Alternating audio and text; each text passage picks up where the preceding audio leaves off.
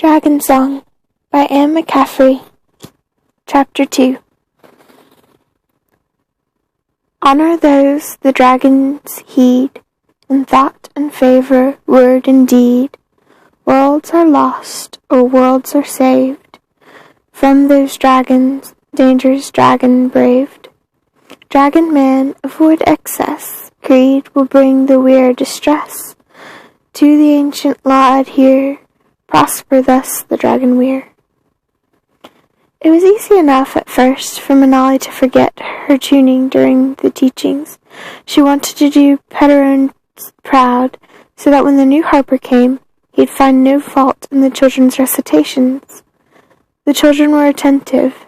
The teaching was always better than gutting and preserving fish, or net mending and long line baiting. Then, too, winter storms, the severest in many turns, kept the fishing fleet docked, and the teaching ceased. Teaching eased the boredom. When the fleet was in, Giannis would stop by the little hall where Manali held her class. He'd scowl at her from the back of the hall. Fortunately, he'd only stay a little while, because he made the children nervous. Once she actually saw his foot tapping with the beat. He scowled when he realized what he was doing. Then he left. He'd sent the message sloop to Iggenhold 3 days after the burial. The crew brought back news of no interest to Manali. The adults went around looking black. Something about old-timers, and Manali wasn't to worry her head, so she didn't. The crew also brought back a message slate addressed to Pederone and signed with the imprint of Master Harper Robinson. Poor old Pederone, one of the aunties told Manali, sighing and dabbing affectedly at her eyes. He always looked forward to slates from Master Harper. Ah, well, it'll keep till the new Harper comes. He'll know what to do with it. It took Manali a while to find out where the slate was, propped up conspicuously on the mantel in her father's records rooms. Manali was positive that the message had something to do with her, and with the songs that Pederone had said he sent the Master Harper. The notion was so obsessed her that she got bold enough to ask her mother why Giannis didn't open the message. Open a sealed message from the Master Harper to a man dead? Mavi stared at her daughter in shocked incredulity. Your father would do no such thing. Harper's letters are for Harpers. I only remembered that Pederone had sent a slate to the Master Harper. I thought that it might be about the replacement coming. I'll be glad when the new Harper does come, my girl.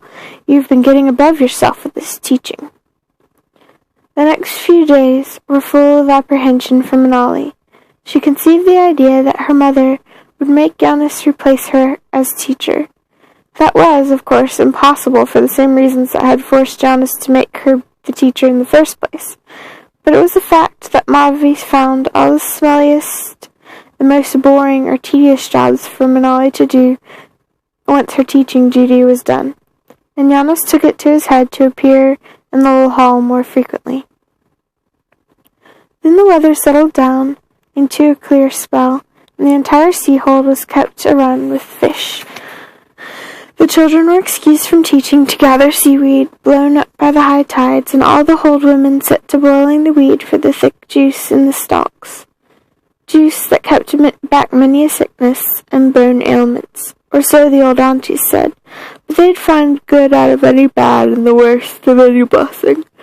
And the worst of the seaweed was its smell, thought Manali, who had to stir the huge kettles. Threadfall came and added some excitement. The fear of being hold-bound while dragons swept the skies with their fiery breath, drawing thread into impotence. Manali wanted to see that grand sight one day instead of just singing about it, or knowing it was taking place outside the thick stone walls and heavy metal shutters of the hold's windows. Afterward, she joined the flamethrower crews that checked for any possible thread that might have escaped dragon flame.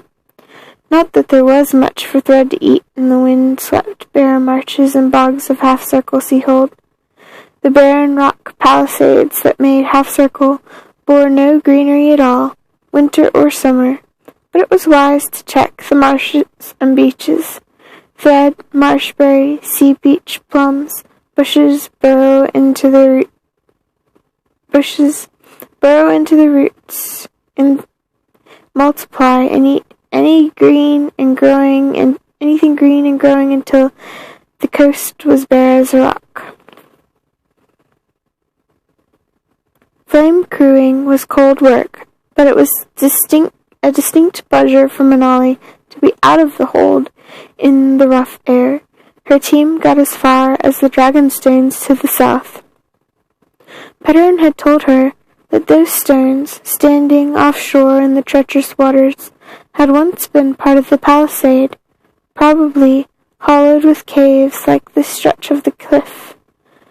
The crowning treat for Manali was when the weir leader, Flare himself, on bronze Nimith, circled in for a chat with Jonas. Of course, Manali wasn't near enough to hear what the two men said, but she was close enough to smell the firestone reek of the giant bronze dragon, close enough to see his beautiful eyes catching all colors in the pale wintry sunlight, to see his muscles knot and smooth under the soft tide. Manali stood and was properly respectful with the other flamethrower crews, but once, when the dragon turned his head in a lazy fashion to peer in her direction, his eyes whirled slowly with changing colors, and she was certain that Nimith looked at her. She didn't dare to breathe. He was so beautiful. Then, suddenly, the magic moment was over. Flare gave a graceful leap to the dragon's shoulder, caught the fighting straps, and pulled himself into place on the neck ridges. Air whooshed around Manali and the others as the great bronze opened his fragile-looking wings. The next moment he seemed to be in the air, catching the updraft, beating steadily higher. Abruptly, the dragon winked from view. Manali was not the only one to sigh deeply. To see a dragon rider in the sky was always an occurrence. To be on the same ground with the dragon and his rider, to witness his graceful takeoff and exit between, was a marvel. All the songs about dragon riders and dragons seemed inadequate to Manali. She stole up to the little cubicle in the women's dormitory that she shared with Sella. She wanted to be alone. She had the little pipe among her things, a soft, whispery reed pipe, and she began to play it, a little whistle composed of her excitement and her response to the day's lovely event.